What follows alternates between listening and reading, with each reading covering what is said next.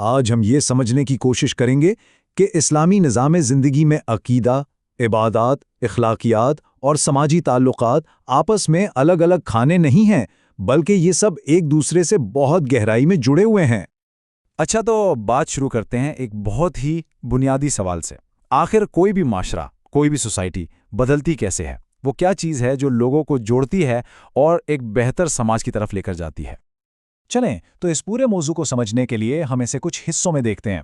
سب سے پہلے ہم بنیاد یعنی اسلامی عقیدے کی بات کریں گے، پھر عبادات اور اخلاقیات کے ستونوں کو دیکھیں گے، اس کے بعد سماجی تعلقات کی عمارت کا جائزہ لیں گے، اور آخر میں دیکھیں گے کہ یہ سب مل کر ایک مکمل نظام زندگی کیسے بناتے ہیں۔ تو سب سے پہلے بات کرتے ہیں بنیاد کی۔ آخر کسی بھی نظام کی عمارت ایک مضبوط بنیاد پر ہی تو کھڑی ہوتی ہے نا؟ اسلامی نقطہ نظر میں یہ بنیاد عقیدہ ہے، یعنی ایک پختہ اور صحیح اسلامی عقیدہ۔ ہر چیز کا آغاز یہیں سے ہوتا ہے۔ اب یہ سمجھنا ضروری ہے کہ عقیدے کا مطلب صرف کچھ باتوں پر ایمان لے آنا نہیں ہے، بلکہ اسے ایک فرد اور پھر پورے معاشرے کی اصلاح کے لیے سب سے پہلا، سب سے ضروری قدم مانا جاتا ہے۔ اس کے بغیر تبدیلی کا سفر شروع ہی نہیں ہو سکتا۔ اچھا، اس نظام کی اہمیت سمجھنے کے لیے ہمیں تھوڑا پیچھے جا کر دیکھنا ہوگا کہ اس سے پہلے حالات کیا تھے۔ جسے جاہلی معاشرہ کہا جاتا ہے، وہ ہر طرح کی خرابیوں کا شکار تھا۔ کرپشن تھی، لوگ بٹے ہوئے تھے، تشدد عام تھا اور عقیدہ بہت کمزور تھا۔ اور یہی وہ بنیادی پیغام تھا۔ آپ دیکھیں کہ قرآن میں بھی تمام انبیاء کی دعوت کا خلاصہ یہی ملتا ہے۔ سب سے پہلی پکار یہی تھی کہ عقیدے کو درست کیا جائے اور اسے ہر چیز کے لیے نقطۂ آغاز بنایا جائے۔ تو جب بنیاد یعنی عقیدہ درست ہو جائے تو اگلا سوال کیا ہوتا ہے؟ یہی نا کہ یہ عقیدہ صرف سوچ تک تو محدود نہیں رہ سکتا، اس سے عمل میں کیسے لایا جائے؟ تو ہمارے دوسرے حصے میں ہم یہی دیکھیں گے کہ عبادات اور اخلاقیات وہ ستون ہیں جو اس بنیاد پر کھڑے کیے جاتے ہیں۔ تو یہاں بڑی دلچسپ بات سامنے آتی ہے۔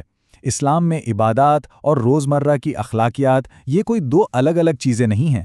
آپ دیکھیں، نماز اور زکوٰۃ کے ساتھ ساتھ والدین کے حقوق، رشتہ داروں سے اچھا سلوک اور ایمانداری سے تجارت کا ذکر ہے۔ یہ سب ایک ہی پیکج کا حصہ ہیں۔ تو اصل بات کیا ہوئی؟ یہ کہ یہ سارے اعمال، چاہے وہ نماز ہو یا اچھا اخلاق، ان کا مقصد صرف ایک ہے: اس عقیدے کو دل میں مزید پختہ کرنا اور انسان کے کردار کو بہتر سے بہتر بنانا۔ ٹھیک ہے، تو بنیاد بھی ہو گئی، ستون بھی کھڑے ہو گئے۔ اب ان ستونوں پر پوری عمارت کیسے کھڑی ہوتی ہے؟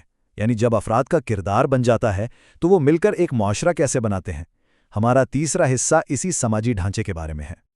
اور تاریخ کو دیکھیں تو یہ کوئی اتفاق نہیں تھا۔ مدینہ میں ایک نئے معاشرے کی تشکیل باقاعدہ ایک منصوبے کے تحت ہوئی، قدم بقدم۔ سب سے پہلے مسجد بنائی گئی جو کمیونٹی کا مرکز بنی، پھر مواخات کے ذریعے لوگوں کو بھائی بھائی بنایا گیا، اور آخر میں میثاق مدینہ کے ذریعے سب کے حقوق اور ذمہ داریاں طے کی گئیں۔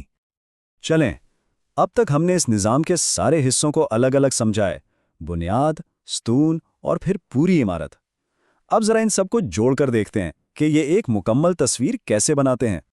یہاں فرق بالکل صاف نظر آتا ہے۔ ایک طرف وہ معاشرہ تھا جو قبیلوں میں بٹا ہوا تھا، ہر وقت آپس میں لڑائیاں، اور دوسری طرف مدینہ کا معاشرہ جو ایک عقیدے کی بنیاد پر جڑ گیا تھا، جہاں لڑائی کی جگہ بھائی چارے اور تعاون نے لے لی۔ تو واپس آتے ہیں اپنے بالکل شروع والے سوال پر کہ آخر ایک معاشرہ بدلتا کیسے ہے۔ اس پوری بحث سے جواب بالکل واضح ہو جاتا ہے۔ سب کچھ ایک عقیدے سے شروع ہوتا ہے۔ وہ عقیدہ عبادات کے ذریعے فرد کے اخلاق کو بناتا ہے، اور پھر یہی اچھے اخلاق والے لوگ مل کر ایک مضبوط سماجی نظام بناتے ہیں۔ ہر چیز ایک دوسرے سے جڑی ہوئی ہے۔ تو آخر میں ایک سوال: آج کی دنیا جو خود کئی طرح کی تقسیم اور انتشار کا شکار ہے، کیا وہ معاشرے کے اس مربوط اور جڑے ہوئے ماڈل سے کچھ سیکھ سکتی ہے؟